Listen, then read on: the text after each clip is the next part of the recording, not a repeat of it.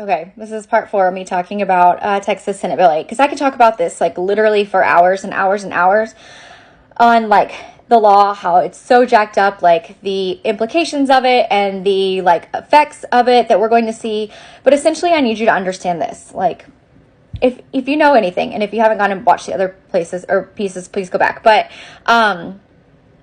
Texas is at war with women. Okay, and it's at war with women, it's at war with people of color, marginalized citizens, and people who don't live up to this ridiculous idea of what you should be as a normal average Texan, which, let's be honest, is white, Christian, upper middle class, even middle class. And if you're not one of those things, but you have like some of the others, so like if you're white and Christian and maybe you're lower class, you're like a working man or whatever, like you're okay, they're going to include you in on that, because guess what, they need your vote, even though they don't really care about you and they're working against you. But women overall in Texas, we are at a huge disadvantage, okay? And the implications of this, like on a national scale, are very problematic, because this passed a while back, like it was signed into law a while back, but it didn't go into effect until today, because there was like a stay on it, and they were going to see if the Supreme Court was going to like stop it,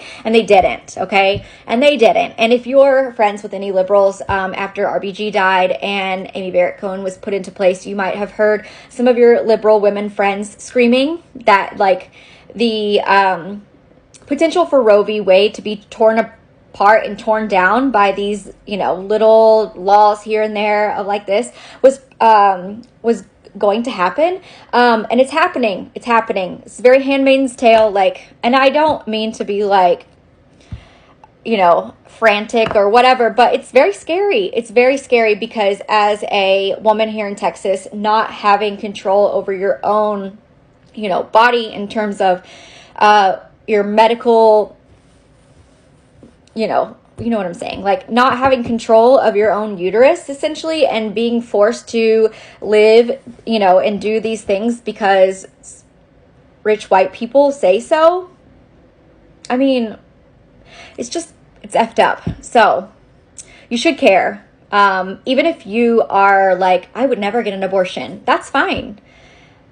But the government shouldn't be taking away the right for somebody else in a different situation, because the government's also not providing the aftercare and help with these children that maybe these, parents knew that they couldn't handle, or they're also not helping prevent it. They're not helping prevent the pregnancies either.